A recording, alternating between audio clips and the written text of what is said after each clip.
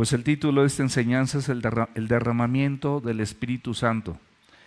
Y en esta tarde vamos a aprender y vamos a entender muchas cosas que de alguna manera, estoy seguro, no las habíamos escuchado en el contexto completo y central de la Escritura. Y nos preguntamos cuál es el derramamiento del Espíritu Santo, cómo es esto, por qué el derramamiento, por qué el Espíritu Santo. Y de ahí pueden surgir un montón de ideas y un montón de situaciones de las cuales se hablan y se han hablado a través de décadas, particularmente sí décadas, no siglos, pero sí décadas.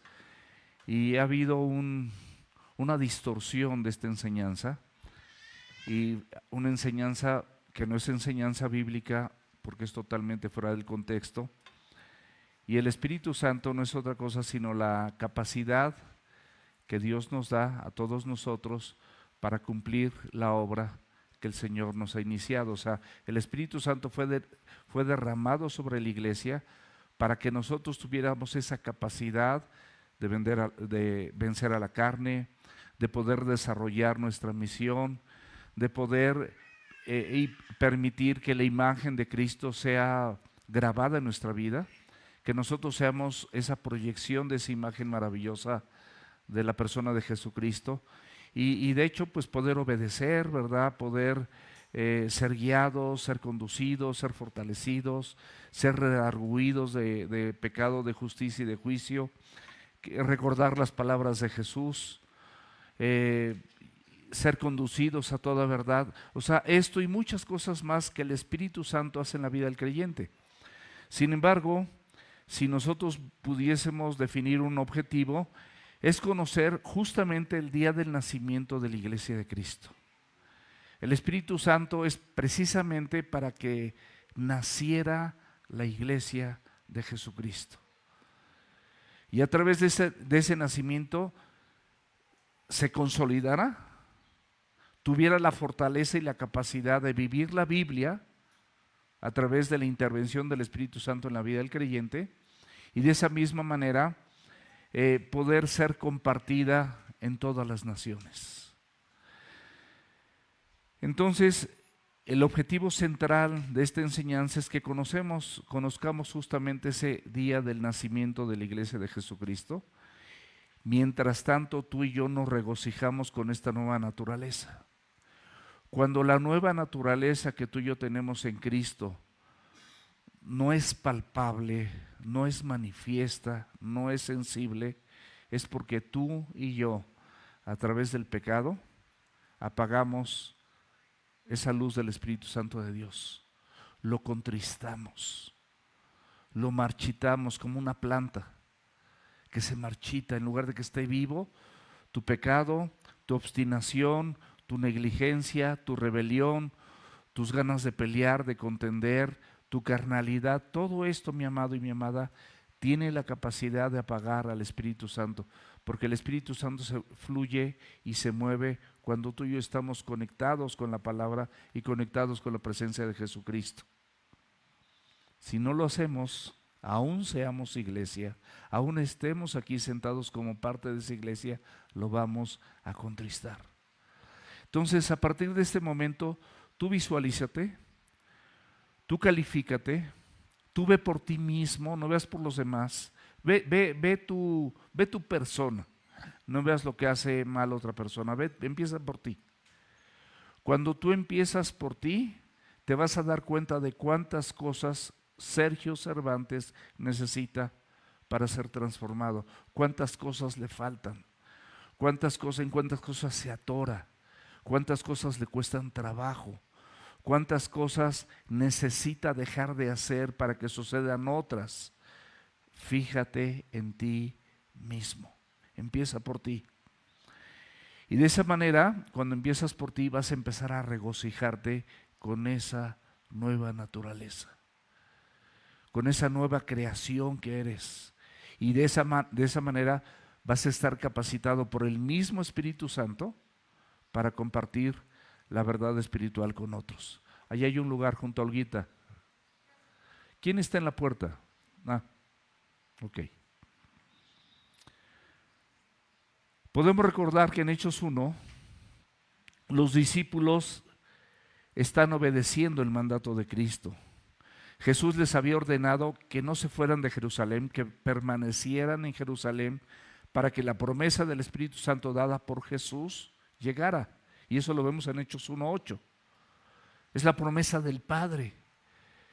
Es el proyecto redentor y restaurador de tu vida y de la mía, para que una vez restaurados nosotros podamos restaurar a otros a través de la obra del Espíritu Santo y este maravilloso mensaje del Evangelio. Este mensaje tiene la capacidad de restaurarte. Tú muchas veces no crees en él y por lo tanto tú determinas no compartirlo porque das por, tu diagnóstico es, está desahuciada esta pareja, está desahuciada esta persona, está desahuciada mi familia, mi matrimonio no tiene solución. Y empezamos a desahuciar y a veces nos autodesahuciamos a nosotros mismos. Y esto, mis amados, es un grave error, porque precisamente el Espíritu Santo de Dios viene para todo esto. Y podemos dar somos muchos los que estamos aquí, que somos testigos de lo que Dios ha hecho en nuestras vidas y en la vida de otros. Cuando quizás tú mismo alguna vez estuviste desahuciado. Mis amados, yo por muchas razones yo he estado desahuciado a lo largo de mi vida, por muchos errores, por muchas fallas en mi persona.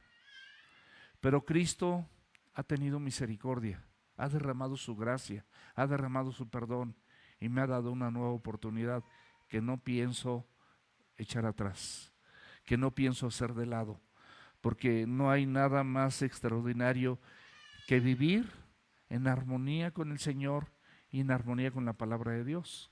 Y evidentemente no quiere decir que yo tenga la obediencia perfecta, no, estoy lejos de eso. Gracias, Alex.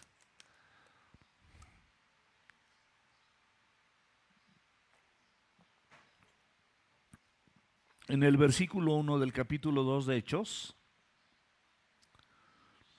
nos dice la Escritura, dice, cuando llegó el día de Pentecostés, estaban todos unánimes juntos. Hubo algún día que llegó el día de la promesa. Va a haber un día donde va a venir Cristo. Y si tú no te sometes a su palabra con humildad y con mansedumbre, reconociendo tu necesidad personal que tienes por Cristo, por su palabra, y que ella haga los efectos que tiene que hacer en tu vida, en ese día, dice la Biblia que va a ser también el lloro y el crujir de dientes. Aprovecha, mi amado, aprovecha, mi amada, que hoy tu corazón late y que hoy tienes la oportunidad de arrepentirte. No es el arrepentimiento cuando tú le entregas tu vida a Cristo por primera vez. Yo creo que a lo largo de la vida todos nosotros cometemos una serie de errores, una serie de equivocaciones por nuestra naturaleza pecaminosa y tenemos que venir una y otra vez para pedirle perdón a Dios. Porque ninguno de aquí puede levantar su mano y decir yo he sido perfecto desde el primer día que le entregué mi vida a Cristo. ¿O sí? Nadie puede decir eso. Entonces, si tú eres de este gremio del mío, de la mayoría, que reconoce esto, bueno, hoy tienes una oportunidad.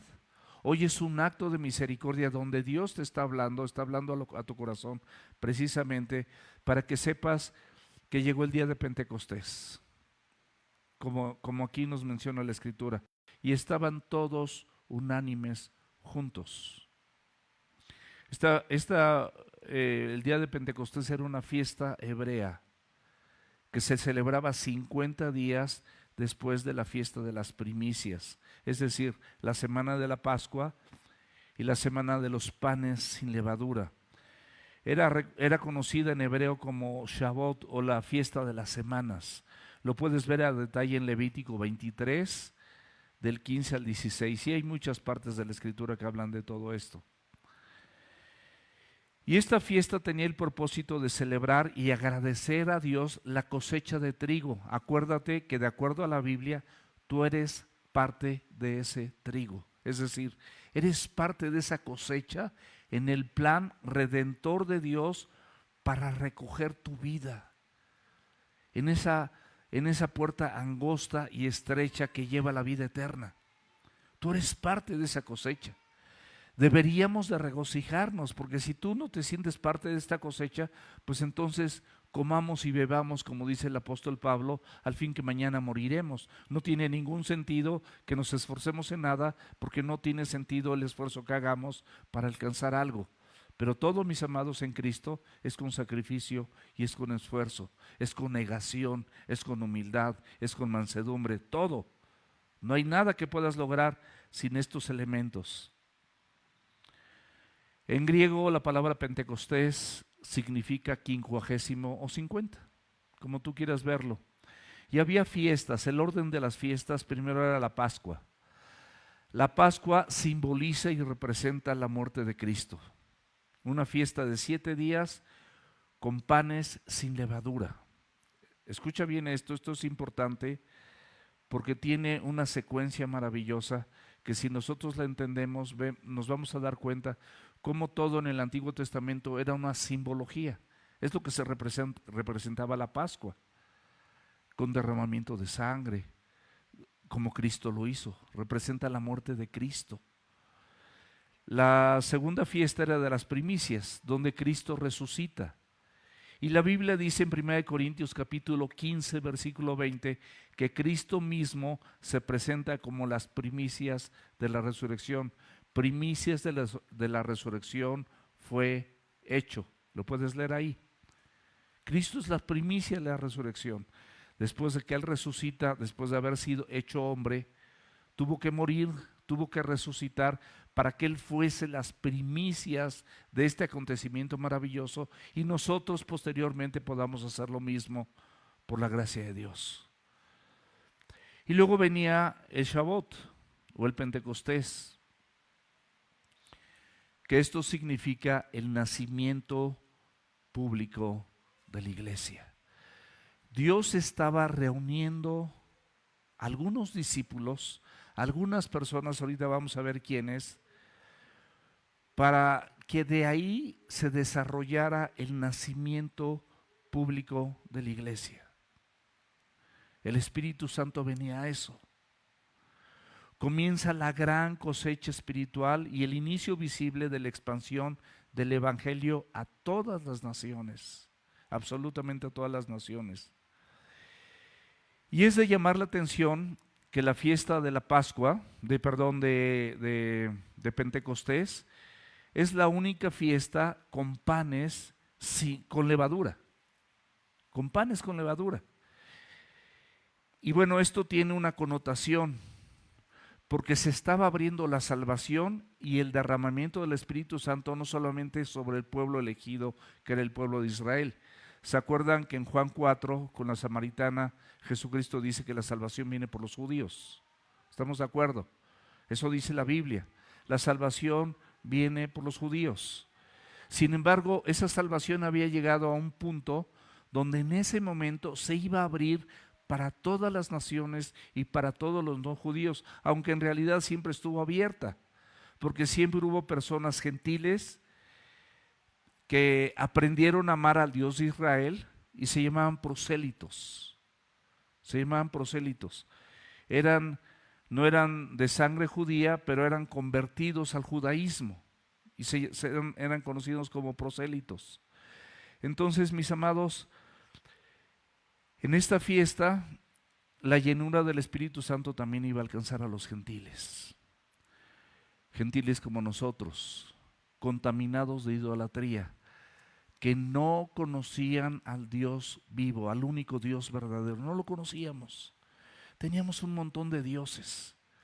Nosotros en nuestra nación, nuestros antecesores, pues, los aztecas, una pura cultura politeísta, de muchos dioses, de derramamiento de sangre, de sacrificios, de mucha idolatría, de muchas cosas, muchos ídolos, muchas cosas que no corresponden a la enseñanza bíblica. Entonces, esto es muy importante porque nos va a recibir, pero al mismo tiempo va a depurar de nosotros toda esa idolatría con la que nosotros llegamos. Muchos de nosotros fuimos enseñados y fuimos instruidos inclusive por padres y abuelos a adorar a otras cosas llamadas deidades que no son deidades, porque nada más hay una deidad, hay un único Dios verdadero. Vean qué interesante, para eso es Pentecostés. Para eso es el derramamiento del Espíritu Santo. No es para que tengas tú un poder sobrenatural y apantalles a muchos y la gente se caiga y tú soples y tú hagas así con tu prenda, hasta con un saco, y la gente se caiga. Y suceden muchas cosas que ni siquiera están en la Escritura. Y nosotros muchas veces cuando vamos y las vemos, aprendemos todo eso. Porque lo vemos y lo vemos y lo vemos y lo vemos y aprendemos eso. Pero eso, mis amados, no es bíblico. Y si no es bíblico, no es de Dios.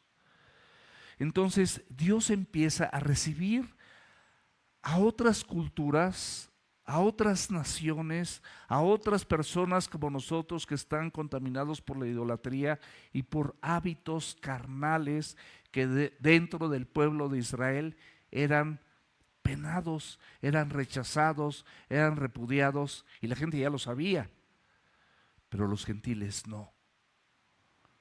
Por eso es el inicio de la iglesia. Y estos hábitos carnales y esta idolatría, por supuesto, ofenden a Dios y están total y absolutamente en contra de su voluntad. La levadura en la Biblia, mis amados, en términos generales, casi prácticamente en la mayor parte de los lugares, de los sitios donde se menciona, se refiere a contaminación o descomposición. Un poco de levadura leuda, contamina, descompone toda la masa. Es un hongo. El pan con levadura es un hongo y entonces se expande ese hongo. Así era la levadura. Pero dice que estaban todos. ¿Quiénes son todos? Los apóstoles, por supuesto. Las mujeres que seguramente eran esposas de algunos de los apóstoles o discípulos, mujeres que habían seguido a Jesús, como Juana, como María Magdalena, desde pues una parte importante de su ministerio, María la madre de Jesús, la mujer más extraordinaria de la tierra, pero no por ser más extraordinaria le corresponde ningún tipo de adoración. La adoración solamente es para Dios y lamentablemente nosotros aprendimos de esta forma. Los hermanos de Jesús que en un momento no creían, pero ahora ya creían en Cristo después de la resurrección, y nos habla de otros discípulos, es decir, dice que el número de todas estas personas era como de 120. Y en estos 120 todos estaban unánimes, de un mismo acuerdo, una misma mente, un mismo ánimo, un mismo parecer. Algo que Dios anhela en el corazón del mismo Señor y del Señor Jesucristo que sucede en su iglesia, que suceda dentro de las familias. 1 Corintios capítulo 1 versículo 10. Os ruego pues, hermanos, por el nombre de nuestro Señor Jesucristo, que hablen todos una misma cosa. Si alguno habla, hable conforme a la palabra de Dios. Si alguno ministra, de la misma forma, conforme a todo lo que está aquí escrito. Esa es nuestra forma de hablar, esa es la forma de corregirnos. No a bibliazos, no me refiero que a bibliazos, pero sí con amor y con mansedumbre. Siempre la Biblia tiene la autoridad en tu vida y en la mía, en tu matrimonio y en el mío, con tus hijos, en tu hogar, en la iglesia. Esa es la autoridad. Que no haya entre ustedes divisiones. Qué fácil es que entre nosotros haya divisiones, qué fácil es que nos enojemos, qué fácil es que peleemos, qué fácil es que critiquemos al otro, qué fácil es que empecemos a corregir a las otras personas, pero primero no nos sometamos nosotros a una corrección bíblica. Eso es lo que Cristo quiere. Cristo quiere iniciar contigo una corrección bíblica para que tú posteriormente, con amor y con mansedumbre, puedas hacer lo mismo con otros. Y aquí termina diciendo el versículo, sino que estés perfectamente unidos. La palabra perfecta es maduramente, con madurez. únete, está unido en matrimonio con madurez. Con madurez. Unidos en el servicio con madurez. Unidos en esta iglesia con madurez. Todos perfectamente unidos, con una misma mente y con un mismo parecer. Y dice la palabra juntos. Se refiere a físicamente en el mismo lugar, es decir, una comunión real. Yo con mucho amor saludo a las personas que están conectadas en otro lado y sé que muchas de estas personas no tienen oportunidad de estar aquí por la distancia, pero están conectados, ahí se entiende. O están enfermos, o por alguna razón están fuera de la ciudad y no pudieron venir, están de vacaciones familiares, lo que sea, pero están conectados. Pero la comunión real es aquí. A través de lo virtual yo puedo hablar, quizás allá me puedan ver, puedan oír, pero no hay una comunión. No es lo mismo. Por eso dice que estaban juntos. En el versículo 2 de Hechos 2 dice, y de repente vino del cielo un estruendo. Toda dádiva y todo don perfecto desciende de lo alto. La venida del Espíritu Santo tenía que venir de arriba, tenía que venir del cielo. Dice que era como un ruido, un sonido, un estruendo, algo parecido a un viento recio, fuerte, violento, impetuoso, que soplaba y que en ese momento, dice la Escritura, que llenó toda la casa y que todos estaban sentados. ¿Por qué sentados, mis amados?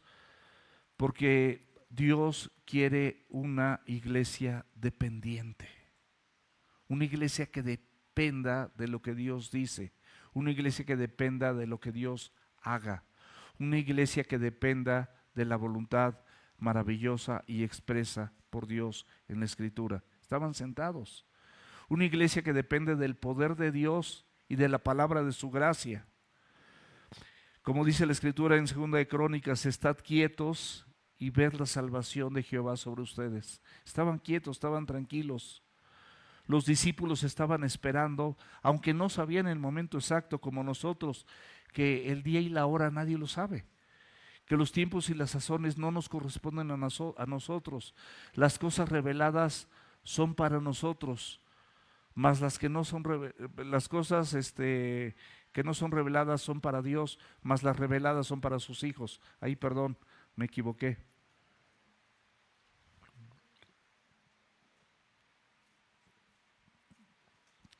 Entonces estos discípulos sabían que la promesa vendría y no en muchos días. Y Dios, mis amados, como siempre, cumple a su tiempo. Soy un estruendo. No es que el Espíritu Santo fuera un estruendo, sino simplemente fue una señal audible que acompañó su venida. Se escuchó esa venida impetuosa, poderosa del Espíritu Santo, fue algo audible.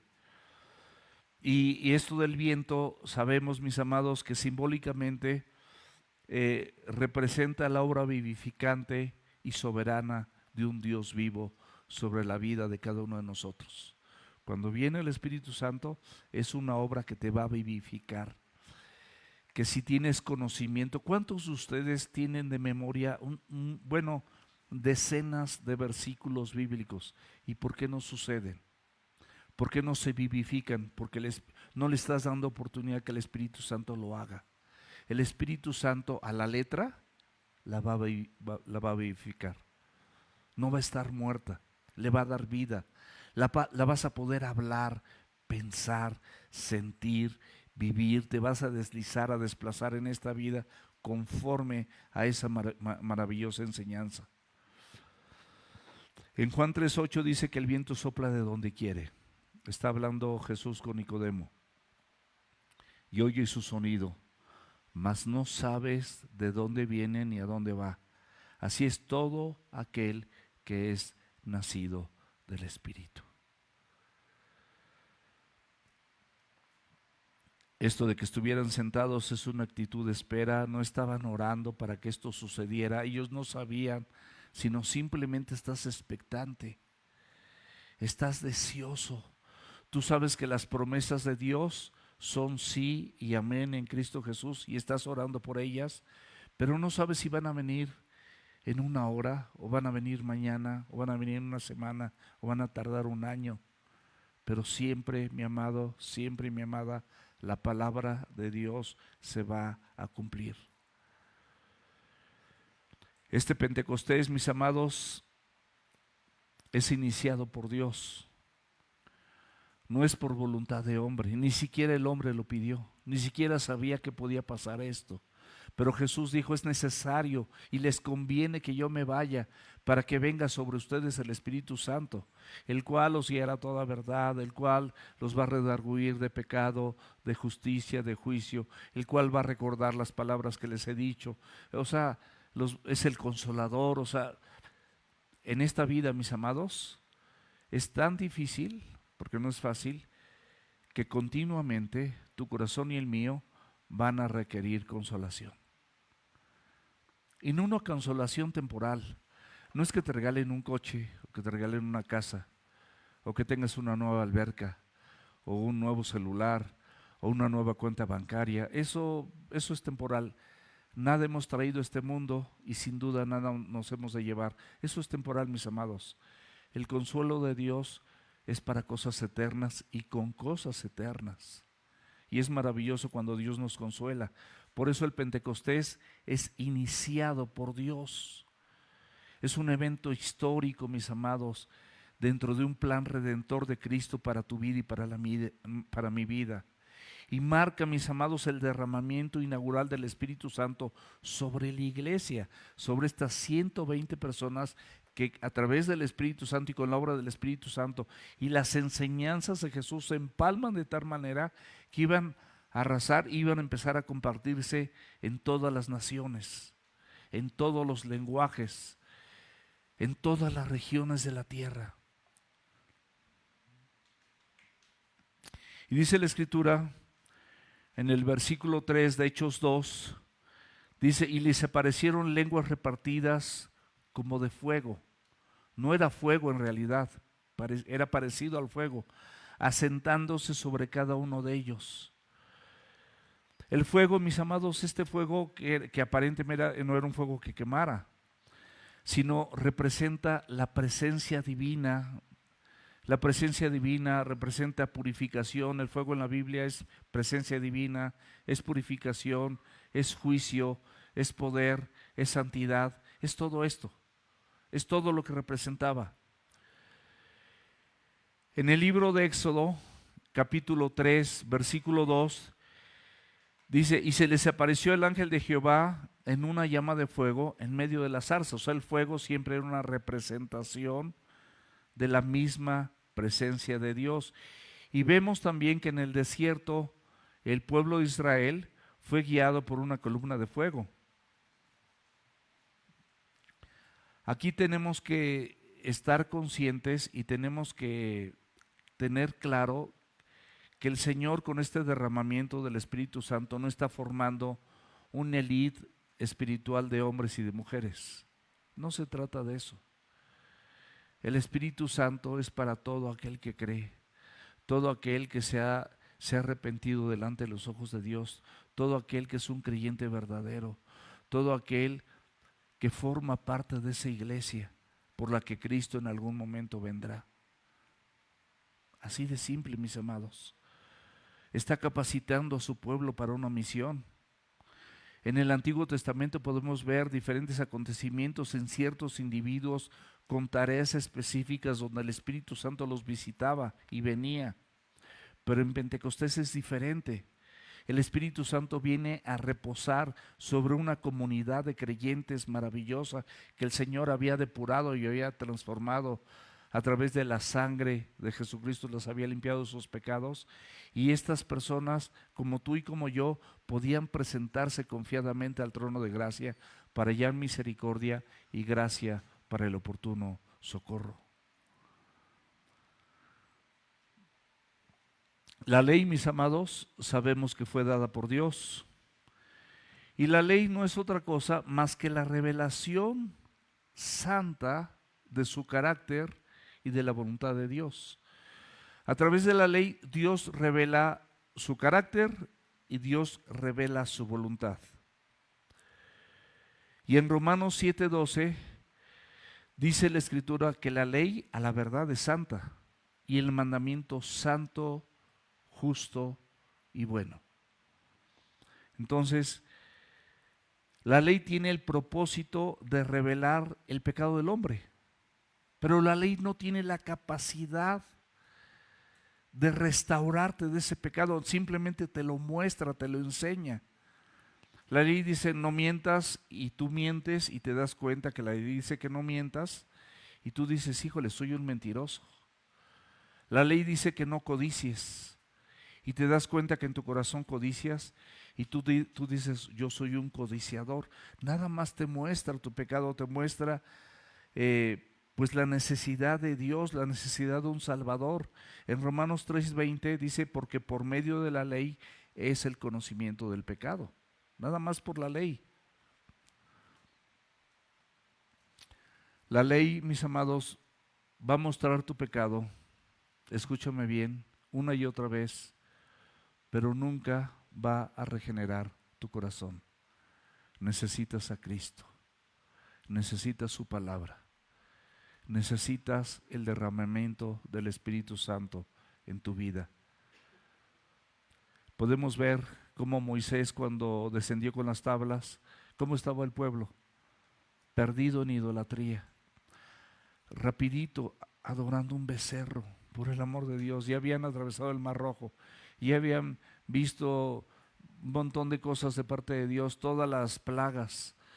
O sea, así nosotros, así nosotros hemos visto muchas cosas de Dios y de la nada mostramos nuestra naturaleza pecaminosa, de la nada.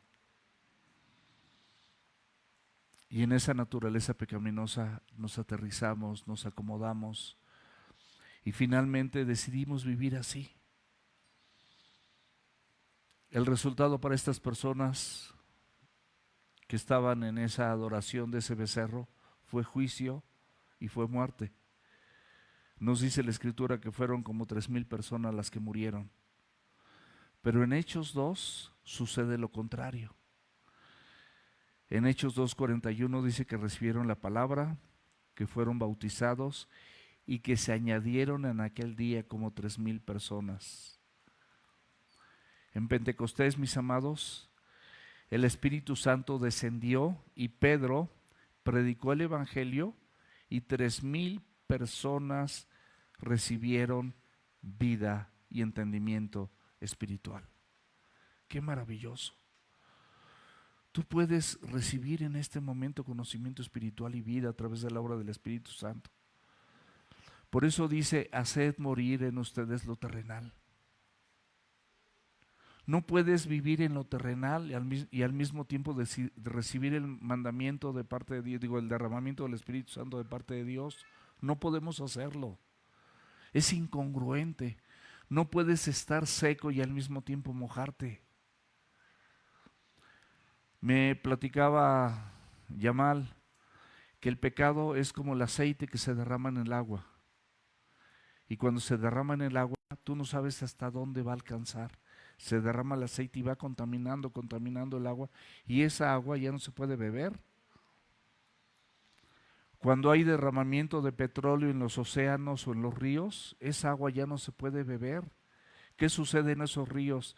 ¿Qué sucede en esos trechos de mar?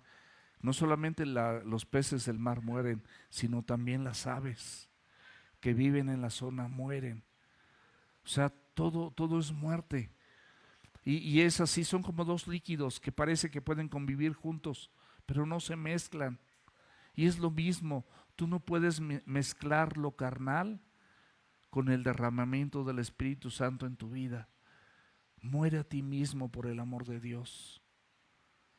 Sométete a la palabra, sométete a la obra del Espíritu Santo, deja que Él pueda hacer la obra que tú jamás vas a poder hacer. Por eso el contraste es impresionante. En Sinaí murieron 3,000 personas por el juicio de la ley. La ley trae juicio, 3,000 personas, pero en Pentecostés 3,000 personas recibieron vida por la gracia del Evangelio, o el Evangelio de la gracia. Versículo 4 de Hechos 2. El resultado de estos 120 me encanta, porque estos 120 estaban unánimes, estaban sometidos a la palabra, tenían un mismo pensar, una misma mente, un mismo corazón, conforme a la palabra.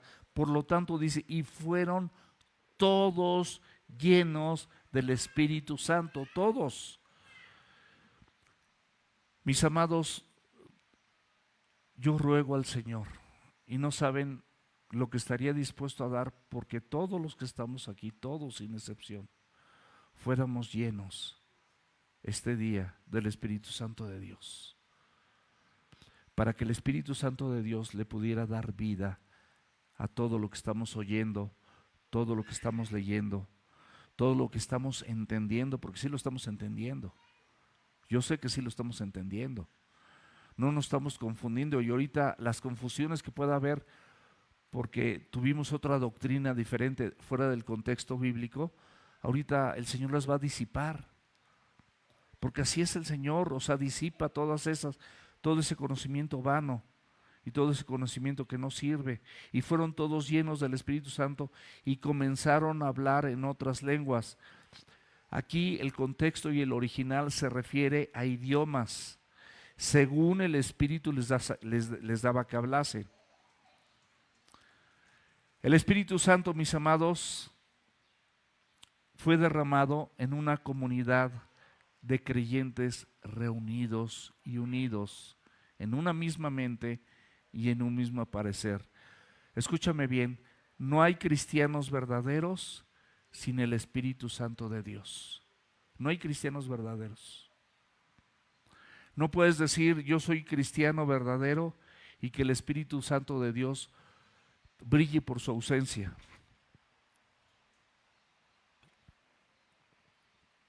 En Romanos capítulo 8 versículo 9 dice, si alguno no tiene el Espíritu de Cristo, ¿qué dice? No es de él.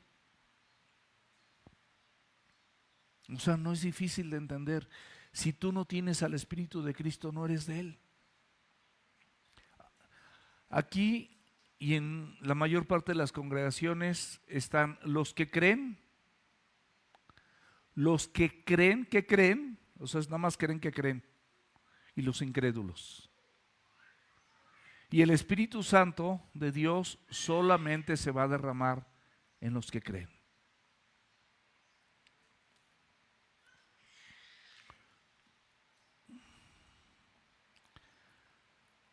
La llenura del Espíritu Santo, mis amados, produjo una expresión verbal. Los discípulos comenzaron a hablar en otras lenguas. Escúchame bien, otras lenguas, hay lenguas. El español es una lengua, el alemán es otra lengua, el portugués es otra lengua, el mandarín es otra lengua. ¿Estamos de acuerdo? Son lenguas, son idiomas reales. Eso es lo que dice el contexto, idiomas. O sea, no era algo desconocido. Y dice que según les daba el Espíritu que hablasen. Eran lenguajes entendibles a los diferentes oyentes de diferentes regiones. Es como si tú estás en otro país donde no se habla el español y de repente tú inmediatamente reconoces quién habla español. Y de alguna manera, bueno, pues con esa persona te vas a entender mejor, porque entiendes perfectamente bien lo que dice y esta persona entiende lo que dices. Entonces, estas lenguas, mis amados, donde Dios empieza a usar estos lenguajes, estos idiomas, para anunciar, lo vamos a ver más adelante, las maravillas de Dios. Y ahorita vamos a ver cuáles son las maravillas de Dios. No son sonidos incomprensibles, como durante muchos años, lamentablemente yo lo creí. Yo así lo creía porque es lo que oía, es lo que oí por muchos años. Y hablaban en lenguas, pero no eran eran sonidos pues que no se entendían, ¿no? Pero aquí la escritura dice, y fueron todos llenos del Espíritu Santo y comenzaron a hablar en otras lenguas. Si ves el contexto de estos, son idiomas según el Espíritu que les daba que hablasen. Se trataba, mis amados, de idiomas humanos y los oyentes los reconocieron. Algunos de nosotros quizás podemos reconocernos el francés, por supuesto el inglés. El inglés gringo es uno, el inglés de Inglaterra es diferente, pero más o menos, o sea, y lo podemos reconocer. El alemán, el portugués. Y más o menos podemos, aunque no hablemos el idioma, podemos reconocer los idiomas porque de alguna manera, pues a través de los medios, a través de la televisión, a través de películas, a través a lo mejor hasta de amistades, has tenido oportunidad de escuchar a viva voz el lenguaje de otras personas y pues más o menos ya lo reconoces. O hablas tú varios idiomas también, esa es otra. Pero aquí en términos generales a lo que yo me quiero acentuar es que estas lenguas no era para crear confusión, estaban comunicando algo. Esto es bien importante, estaban comunicando algo. ¿Por qué las lenguas? Porque el Evangelio, mis amados, Dios utilizó las lenguas porque el Evangelio es para todas las naciones. Estaba utilizando las lenguas. Jesús había dicho que este evangelio iba a llegar hasta lo último de la tierra. ¿Estamos de acuerdo? Hasta lo último de la tierra. Y Dios supera las barreras de los idiomas. Vemos que en Babel, dice la Escritura, que todos estaban unidos. Era como una sola persona. Y estaban comunicándose muchas cosas que no eran adecuadas y estaban en contra de la voluntad de Dios, pero como estaban unidos, a diferencia de Sodoma y Gomorra, que también decía que estaban unidos, todos unidos para el mal, para la perversión, todos. Y aquí de alguna manera Dios confunde sus lenguas y las dispersa. Pero aquí, mis amados, podemos ver algo en Pentecostés. Dios no elimina estos lenguajes, sino inclusive hace que el Evangelio y a través de estos lenguajes se prediquen y se compartan las maravillas de Dios, dando a entender que toda lengua compartirá el Evangelio de Jesucristo. Vean qué diferencia. Cuando nosotros vemos lo vemos con esta perspectiva, en Babel confunde las lenguas de estas personas para que no distorsionen esa enseñanza y todo el ocultismo que estaba surgiendo en ese lugar a través de Nimrod, y eso no es tema ahorita, pero estaban surgiendo muchas cosas que no tenían que ver con el Evangelio y al contrario, iban en contra del Evangelio. ¿Qué hace Dios? Confunde las lenguas y los disparce. Aquí utiliza las lenguas, utiliza los idiomas. ¿Para qué? Para que se compartan las maravillas de Jesucristo en todas las naciones. Ese es el contexto. Eso es lo maravilloso. Entonces, Dios no elimina estos idiomas, sino simplemente hace que el Evangelio sea extendido a través de estos idiomas y que no haya ningún lugar en esta tierra donde Cristo no sea predicado. En todas las lenguas, toda lengua confesará que Cristo es el Señor. ¿Están de acuerdo que dice la Biblia eso? A eso se refiere, toda lengua. Va a llegar un momento que de todas las lenguas conocidas para ti o no conocidas para ti y para mí, porque no conocemos todas las lenguas, hay muchos dialectos, hay muchas, hay muchas formas de comunicarse que nosotros inclusive ignoramos completamente que existan.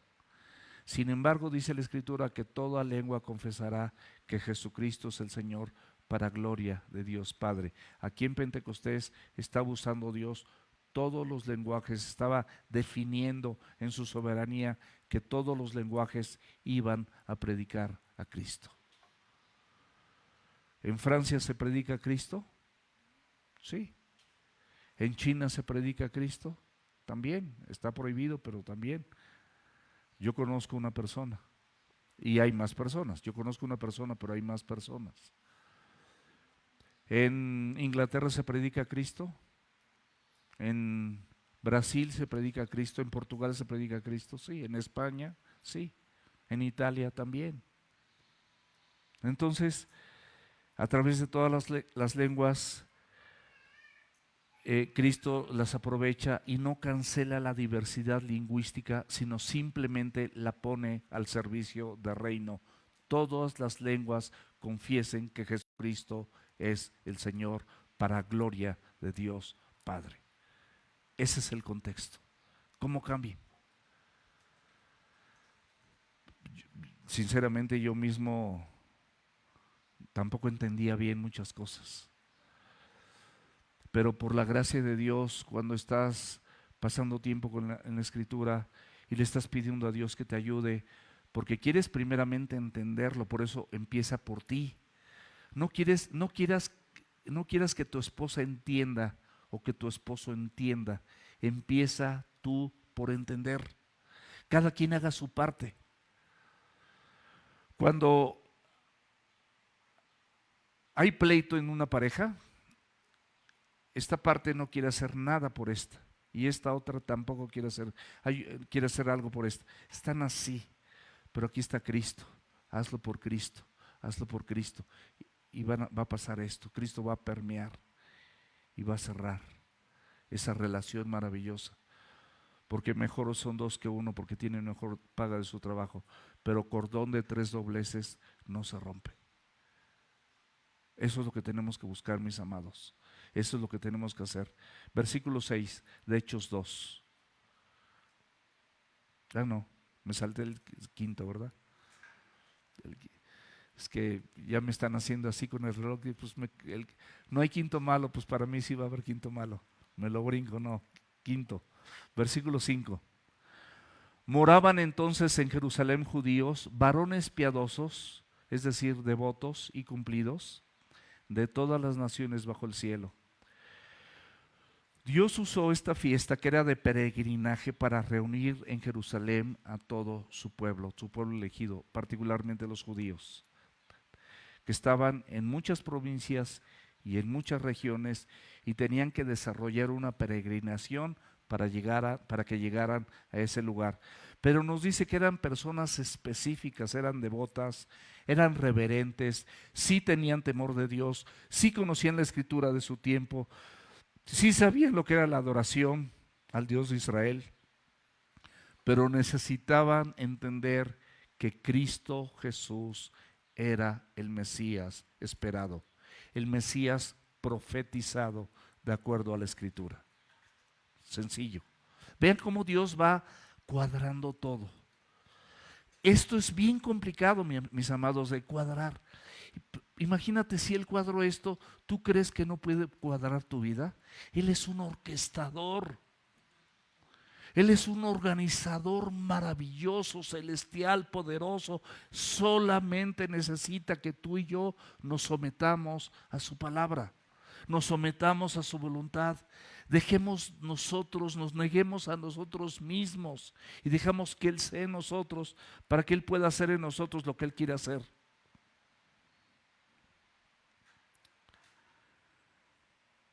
Ahora sí, el versículo 6.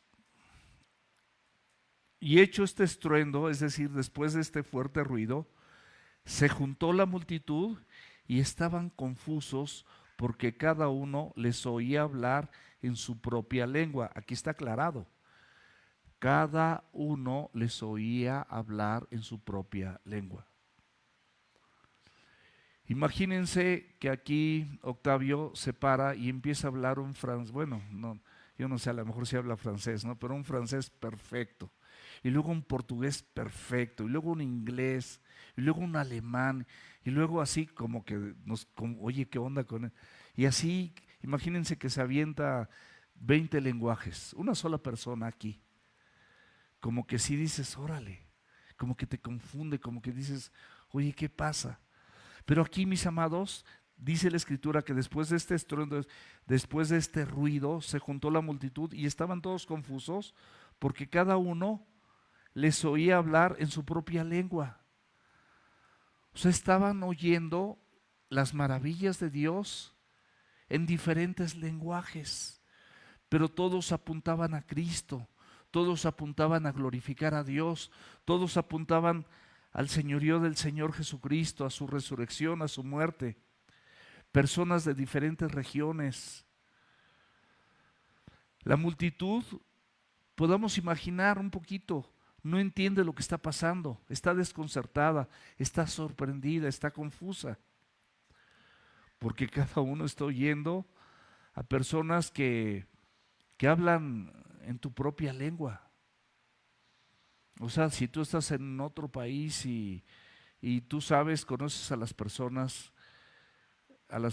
que estos eran de Galilea, porque ahorita lo vamos a ver, y sabes perfectamente bien, bueno, ahí ni de chiste van a hablar francés,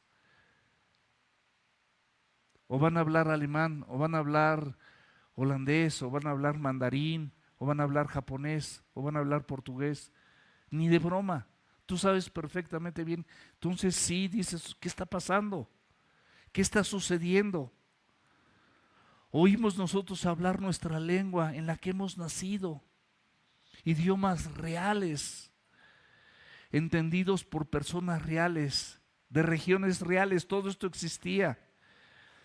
Y el versículo 7 dice, y estaban atónitos y maravillados diciendo, miren, ¿no son galileos todos estos que hablan?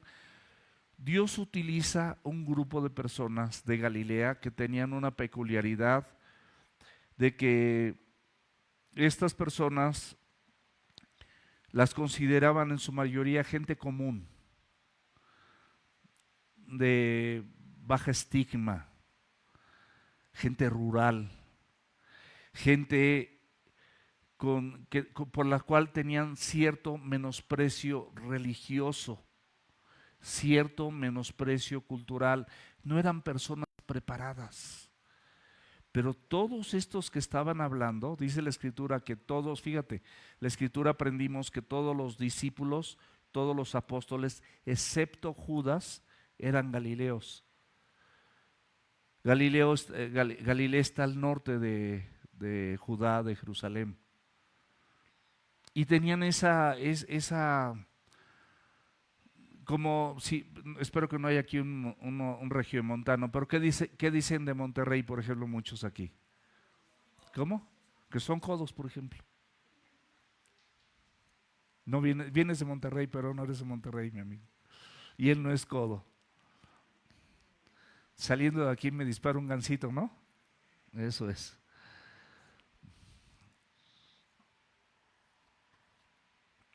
Entonces era gente común, gente con menor prestigio, gente que era imposible que pudiese hablar y entonces sí se maravillaban. Vean cómo Dios utiliza y cómo Dios se vale de estas personas, que las personas que empezaron a hablar y las personas que fueron elegidos por Dios, todos sin excepción fueron de Galilea, todos sin excepción. Lo menospreciado, lo vil, lo que no es, para deshacer lo que es. ¿Tu vida es así? ¿Tu matrimonio es así? Dios es exactamente lo que tú necesitas, exactamente, ni más ni menos, lo que tú necesitas, lo vil y lo menospreciado. Versículo 8 de Hechos 2. ¿Cómo pues les oímos nosotros hablar cada uno en nuestra lengua en la que hemos nacido? Abre tu Biblia, por favor, en Apocalipsis capítulo 7, versículos del 9 al 10. Dice la Escritura, después de esto miré, y he aquí una gran multitud de todas las naciones y tribus y pueblos y lenguas, y clamaban a gran voz diciendo, la salvación pertenece a nuestro Dios, que está sentado en el trono y al Cordero. Aquí lo que llama la atención, dice, todas las naciones tribus, pueblos y ¿qué? Y lenguas.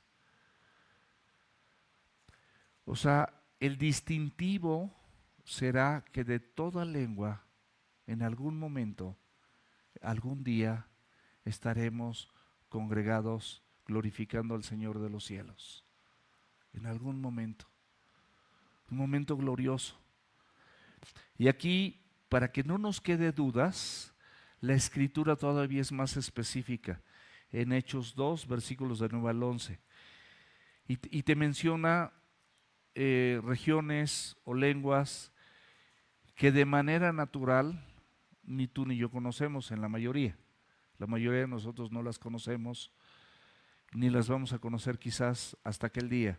Dice partos, medos. ¿Se acuerdan de los medos y los persas? Bueno, aquí medos, elamitas y los que habitan en Mesopotamia, en Judea, en Capadocia, en Ponto y en Asia, en Frigia, en Panfilia, en Egipto, en las regiones de África más allá de Cirene, y romanos de aquí residentes, tanto judíos como prosélitos, es decir, los gentiles convertidos al judaísmo, creyentes y árabes, les oímos hablar en nuestras lenguas, en nuestros idiomas, las maravillas de Dios.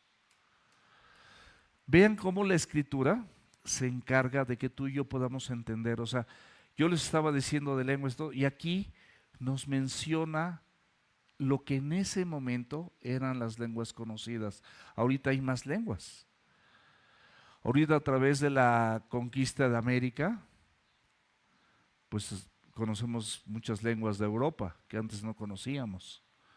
Y ellos conocieron aquí otras lenguas y había dialectos, y aún en nuestro país hay muchos dialectos.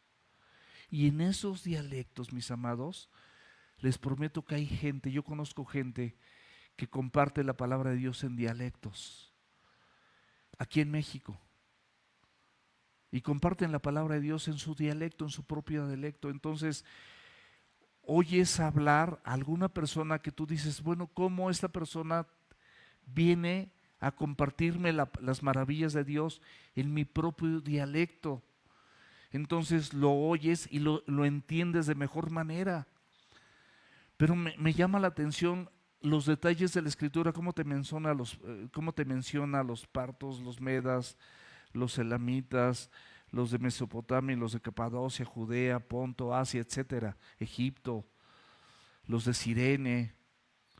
O sea, te menciona todas las regiones en ese momento conocidas. Y todos estos lenguajes,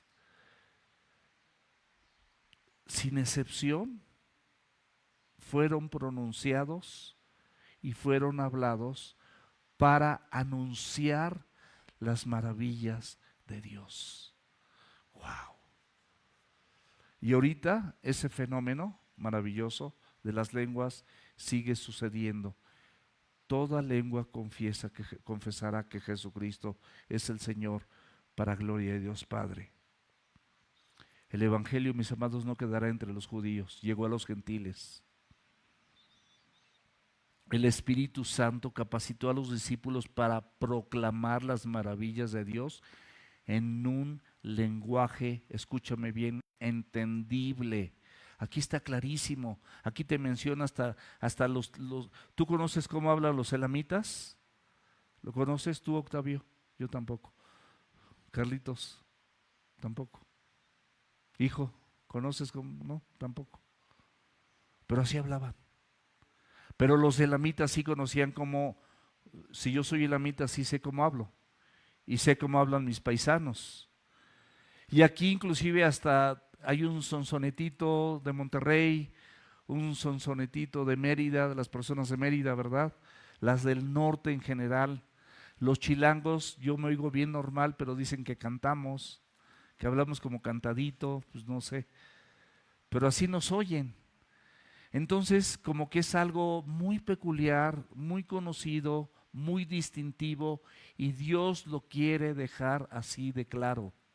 Idiomas reales, idiomas reales. Esas son las lenguas. Aquí está en la Biblia, no estoy inventando nada, la estamos leyendo verso a verso. para que todos podamos estar de acuerdo. Estas lenguas proclamaban las grandes obras de Dios realizadas en Cristo Jesús para salvación. ¿Cuáles son estas obras de Dios? ¿Cuáles son estas maravillas de Dios? Primeramente, su encarnación.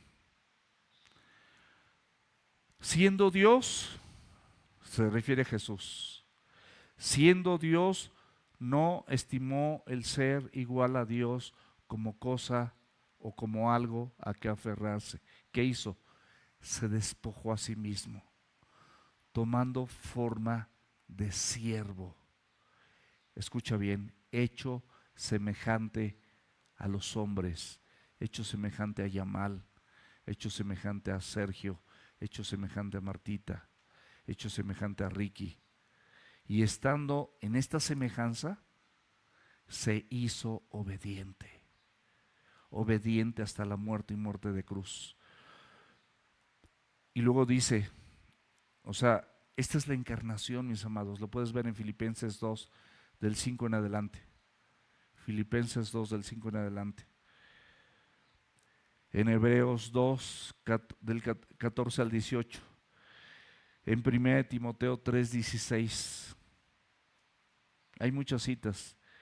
Y luego la humillación, estando en esa condición, dice que se humilló voluntariamente. Se humilló para tomar forma de siervo. Imagínate siendo Dios, la humillación, lo humilde que tuvo que ser para hacerse hombre, pues para parecerse a ti. Híjole, Él siendo Dios, Él siendo perfecto, Él siendo santo, Él siendo omnisciente, Él siendo todopoderoso, se hizo semejante a ti. Esa es humillación. ¿Y tú eres tan soberbio juntamente conmigo que no quieres ni siquiera someterte a este Dios maravilloso que descendió del cielo y estuvo dispuesto a parecerse a ti, pero sin pecado, en tu misma condición? Uno que fue tentado en todo, todas las tentaciones, todo lo que tú sientes, todas esas luchas internas, todas esas emociones, toda esa rabia, toda esa lujuria, todo eso, toda esa envidia, toda esa avaricia, todo eso. Él en algún momento fue tentado en todo, pero dice la Biblia, en su condición de hombre, pero sin pecado. Sin pecado. Humilde. ¿Y qué dijo Cristo? ¿Aprendan de mí cómo resucité a Lázaro? ¿O aprendan de mí cómo soy manso y humilde? ¿Qué dijo Cristo? ¿Qué es más importante? ¿Resucitar a un muerto o que tú con tu humildad seas resucitado porque estás muerto? Cristo quiere que tú seas humilde para que seas resucitado porque sabe que estás muerto en tus delitos y pecados. De nada sirve que tú resucites muertos, porque llegará aquel día donde dirán, en tu nombre hicimos esto otro, pero el Señor les va a decir, apartados de mí, hacedores de maldad, porque nunca les conocí. Entonces, otra maravilla de Dios, su humillación. Aprende a ser humilde como Cristo es humilde. Al ser humilde estuvo dispuesto a morir. Tú no estás dispuesto a nada, ni yo tampoco. De verdad, lo que hacemos es nada. Y nos sentimos, ay, no, es que ya perdoné, ya perdoné. No, yo ya, de verdad, y ni perdonaste. No, yo ya dejé mi pecado y ni lo has dejado. No, yo ya voy a la iglesia, pero sigues en tu celular. Estás en la iglesia, pero tu corazón no está aquí. Tu corazón está en el celular. Tu corazón está en otras cosas. Mis amados, muere a esas cosas. Hacer morir en ustedes lo terrenal. Buscad primeramente el reino de Dios y su justicia, y todas las cosas os vendrán por añadidura. ¿Estás planeando cosas que ni siquiera tienen que ver con el reino, ni están aprobadas por Dios y tú las estás aprobando, y de verdad esto está pésimo. Después de la muerte, su resurrección. Cristo venció a la muerte. Cristo resucitó corporalmente. Tenemos garantizada a través de este acto la vida eterna. Oye, esto es una maravilla. Encarnación, humillación, muerte, resurrección, su ascensión. ¿Para qué sube al cielo? Para sentarse a la diestra del Padre y desde ahí poder gobernar tu vida si tú se lo permites. Escúchame, Él está sentado a la diestra del Padre para poder gobernar tu vida si tú se lo permites, si yo se lo permito. Oye, ¿no es una maravilla? No, es algo maravilloso. Y aparte de todo esto, perdón de pecados. Por medio de la obra del Calvario, muerte y resurrección de Cristo, perdón de pecados para toda aquella persona que se arrepiente de manera genuina de sus pecados y de sus faltas. Pero para todas las naciones, no tenemos que ser judíos, podemos ser gentiles y estas maravillas de Dios son para nosotros. ¿Las tomas o las dejas? Último versículo. Y estaban todos atónitos y perplejos. Deberíamos estar atónitos y perplejos. Esto es una maravilla. ¿Cómo? Así de fácil, sí. Lo difícil lo hace Él. Sométete a Él para que a ti te sea más fácil. Y si tú estás en tribulación, te repito lo que dice la Biblia.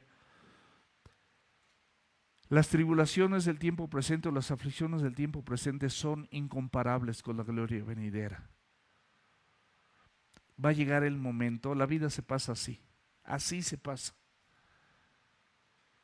Y la gloria que te está esperando es incomparable a las tribulaciones y al sufrimiento que tienes en el tiempo presente, porque afliges y golpeas a tu carne, y eso te duele, y eso me duele. No vives todo el placer que tú quieres vivir, ni toda la emoción que tú quieres tener, ni toda la complacencia que mereces tener según tu perspectiva. Entonces pues, sufres, sacrificas, pero vale la pena, mi amado, vale la pena.